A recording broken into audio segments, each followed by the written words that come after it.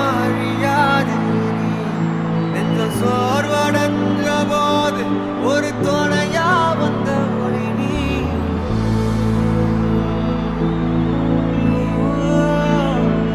கண்ணில் நீர் வடிஞ்ச போது சிறு துணியா எந்த ஒரு எதிர்பார்ப்புமே இல்லாம நீங்க என் மேல வச்சிருக்கிற இந்த அன்புக்கு நான் திருப்பி என்ன செய்ய போறேன் நண்பா?